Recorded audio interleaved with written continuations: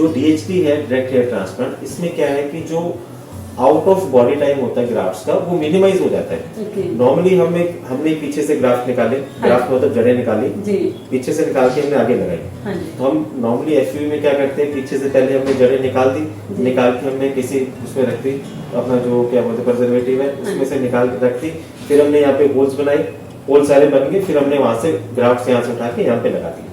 ये एक आपकी एफयूवी की टेक्निक है। डीएचटी टेक्निक में क्या है कि आपने कुछ ग्राफ्ट्स आपने पंच कर दिए, ग्राफ्ट्स आपने पंच कर दिए, सपोज आपने 500 ग्राफ्ट पंच कर दिए, 500 के 500 ग्राफ्ट आपने निकाल लिए, ठीक है जी।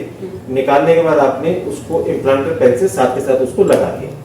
ये डीएचटी टेक्निक दो तरह की होती है। एक तो होती है कि पूरी की पूरी इम्प्लांटर पेन के साथ किया जाए, एक होता है कि पहले हमने स्लिटिंग कर दी है, स्लिटिंग हमने पहले सारी कर दी है, जितना एरिया हमने कवर करना है, उसके बाद हमने कुछ ग्राफ्ट्स पंच किए, पंच करके निकाल दिए और उनको साथ के साथ ही हमने बॉडी के अंदर लगा दिया। तो उसमें जो आउट ऑफ बॉडी टाइम है वो बहुत कम हो जाता है। अब अकॉर्डिंग टू ए रिपोर्ट, जो आउट ऑफ बॉडी टाइम है ग्राफ्ट्स का, that should be less than 4 hours, ठीक है। विंटर्स में 4 आवर्स और समर्स में 2 आवर्स, मतलब 4 घंटे या 2 घंटे के अंदर आपके ग्राफ्ट्स बॉडी में से निकल के आपके बॉडी में लग जाने चाहिए। ऐसा नहीं कि आपने निकाल के रख दिए, उसके बाद आपने 6 घंटे बाद ग्राफ्ट्स में, तो चांसेस ये रहेगा कि ग्राफ्ट्स आपने अगर 4000 ग्राफ्ट निकाले तो उसमें से कुछ ग्राफ्ट्स आपके डेड हो जाएंगे। तो इस चीज को मिनिमाइज करने के लिए ये डीएचटी टेक्निक का इस्तेमाल स्टार्ट किया गया और इसके बहुत अच्छे रिजल्ट्स हैं, और खासकर उन पेशेंट्स में जिनके बाल बहुत पतले हैं, क्योंकि पतले बालों में आउट ऑफ बॉडी टाइम और भी कम हो जाता है, कहने का ही मतलब है। तो वो उनके लिए बहुत अच्छी टेक्निक है। ये मैंने आपको टेक्निक्स बताई सारी, किस तरह से क्या क्या आजकल जो टेक्निक्स चल रही है।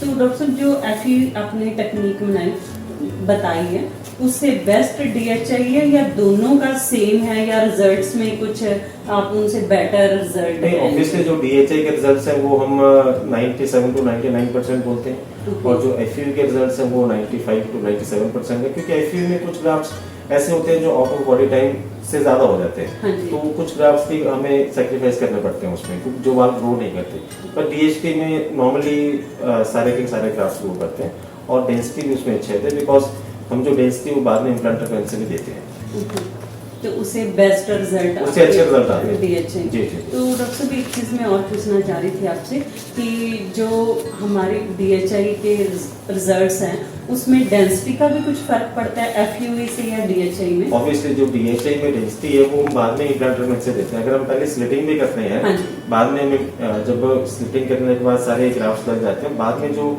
डेंसिटी देने के लिए इम्प्लांटर पेन यूज करते हैं, चाहे वो सावा इम्प्लांटर है चाहे वो जो इम्प्लांटर है, उससे डेंसिटी का बहुत ज्यादा डेंसिटी क्लोज आती है डीएचआई में। तो डीएचआई के रिजल्ट्स भी अच्छे हैं, जो हमने ग्राफ्ट्स निकाले हैं जितने और जो लगाए हैं वो भी प्रॉपरली सारे ग्रो करते हैं, उसमें रिजल्ट ऑलमोस्ट 100% है।